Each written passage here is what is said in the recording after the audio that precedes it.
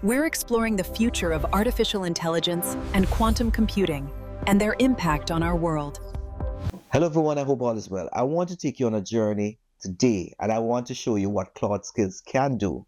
I'm going to have some screenshots and I'll go through them and I want you to follow tutorial. Of course, share the content.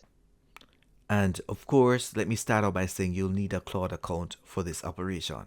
It's important that you have a Claude account because that is going to give you access to some of the services that you would need to have. It's essential that you understand that because you won't be able to meet the integrations necessary. And we'll talk a little bit more of that. I would say to you, getting that account is fundamental for moving forward with this. And what I'm about to show you, I want to take time because when I went through a video once, I realized I missed a few steps and that was problematic. So after having your account, it's important that we do another movement. We have to think about what is the tier. And I would say start with the basic, monthly, annually. And I think you're paying monthly bill, pay annually and save 17%. Now you can use the application, have access to Claude models, unlimited project to organize chats and so forth, unlock research tools which I've been using, and also to use it in complex forms. I have made connections to my Google Workspace, email, and I've also integrated the remote MCP to be included. Also, in addition to that, I found out today doing this video that I can also include Claude Code, and I'll show you a bit of that before I end because I think it's going to be important that I show you that. All right, so let us see. Once you locate that account, you will go down to your name where it says Pro Plan or the plan you have. And the next step that you must do is click on Settings. You must click on Settings to ensure that you go to the location that you're going to build your space. All right, because we want to build some skills. So we have some skills first, we're developing these skills, and then we're going to use these skills to do a lot of stuff, right? So hold on, make sure you go into settings, and I'm going to show you the next place that once you go to settings, you should click on. So now we have moved on to the area of settings, and then you have an option or several options that you can do. First of all, you can maybe look at the general settings and you can see you can personalize it to your own, set it dark mode if you want to, or just play around. But the most important thing is looking at the capabilities. You want to ensure that you build a few things here. You can build skills and so forth. But let us look at the connectors first. You can add Gmail, of course, Canva, because Canva will work in the background and do your PowerPoint presentations when you need them. That's how it's going to operate. So you're far ahead. But I want us to look further now at skills, and we can build skills, various skills. So I'm going to just show you one. I click here, I want to create a skill because that's where I want to create my skill. And that is what I'll do. I just have my skills being generated in this area.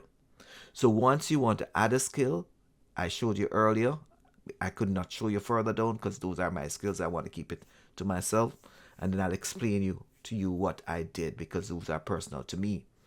Now, you type here and then you allow it to do a little thinking for you. So here's where you develop your skills. You put information in that you want and it will prompt you. With this information now, it's going to stay in the back end and read that code when you're making a request.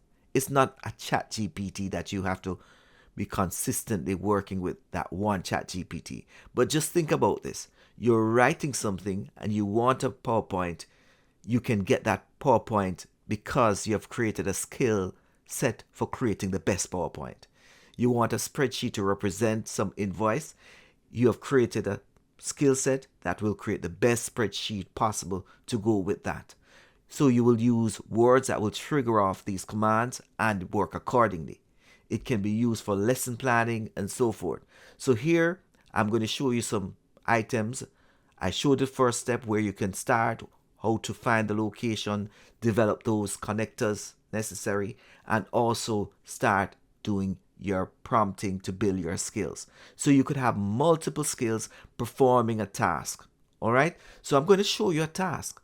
I'm going to show you what I'm going to do, and I'm going to show you that one. I just couldn't take at the back end to show you my personalized instruments that I use for myself. But I can help people to develop theirs because my skill set sometimes might not be shared because it's linked to me.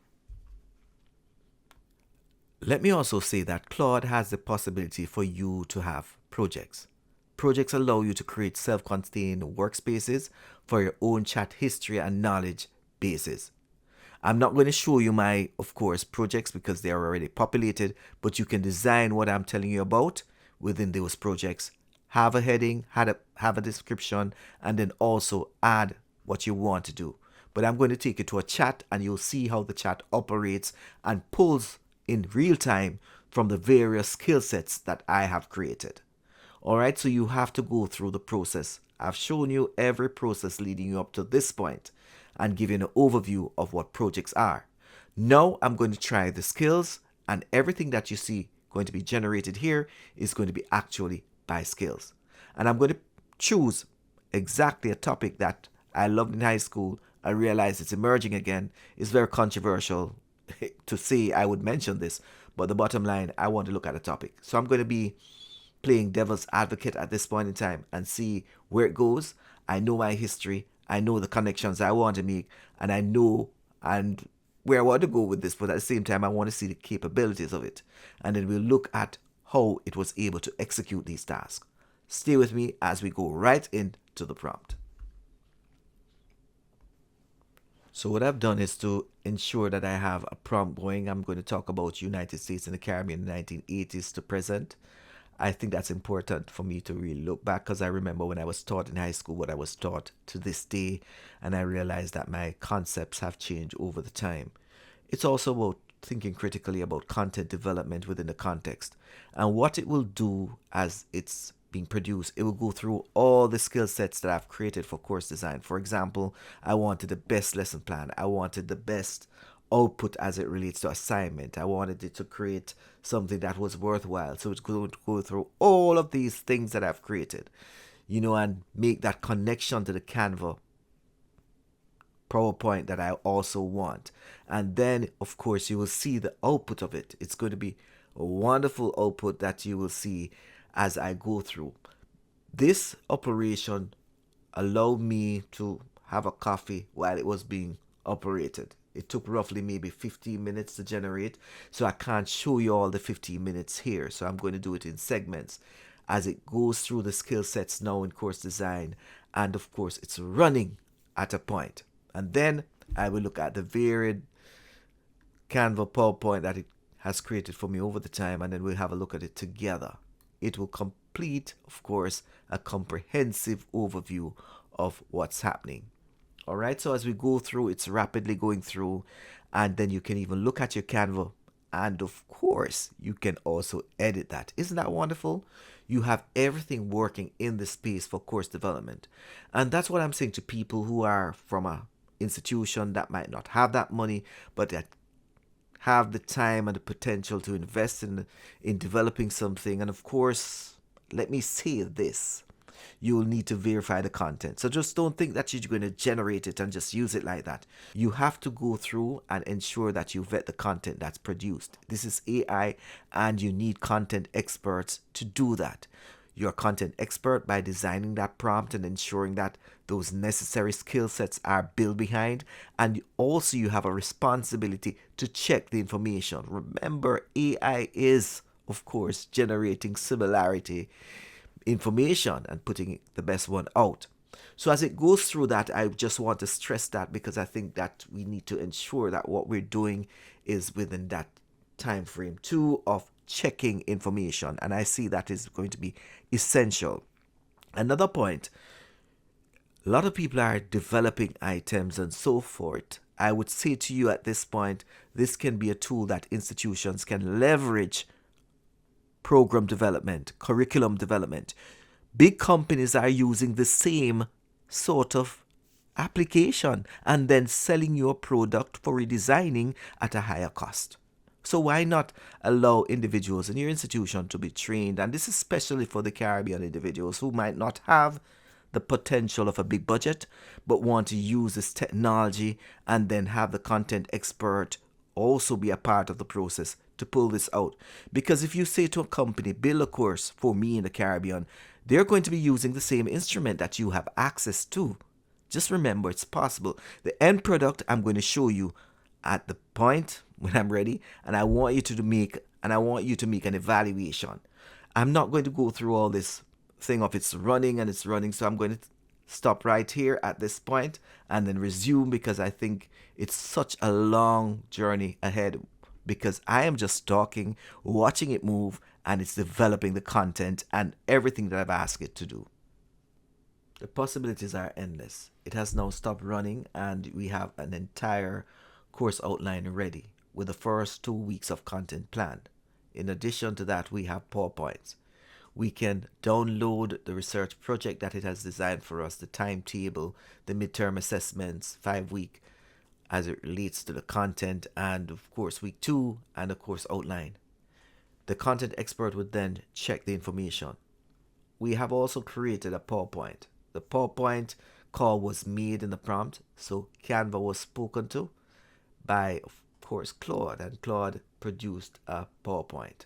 The PowerPoint can now be edited, downloaded in whatever format you want, and used in Canva. There are the PowerPoints. Let me just click on one to see where it takes us at this point, just to have a look at it. But I'm just showing you the content at this point because I want to show you the power of this tool.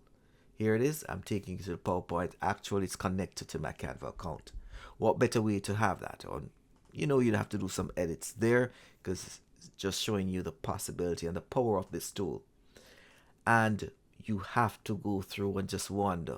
With these tools, we're able to do so much, and then spend more time with students, letting them think critically and also mentoring them. But we need to ensure that the content is correct, because this is being drawn from academic sources and sometimes non-academic sources. We could download and keep them, but I would just want to show you some other formats that I have had in my Google Doc. Now, this is just an overview of the possibility of a course outline that I created a few days ago. It shows you the ability of Claude to do these, and it's all done because I have some skills running in the back. You have to take some time to learn about these tools, use these tools, and be a part of the journey of extending how they can be used by just thinking critically. And that's how I've done that. I want to say there are many things out there, but I thought this one needed to be shared, because I think small institutions who might not be able to call in those big companies to build courses can now do the same thing that these companies will do. They'll take the content off the net, expert vet it, and then give you and package it. So why not do the same? Cut your cost. Give that money back to the students so they can have lower tuition costs. It's about democratizing education, and AI can do that, can lower the cost, and in some cases make education free, absolutely free. But that's my thought. Claude skills, projects, organizing your work. That's all for now.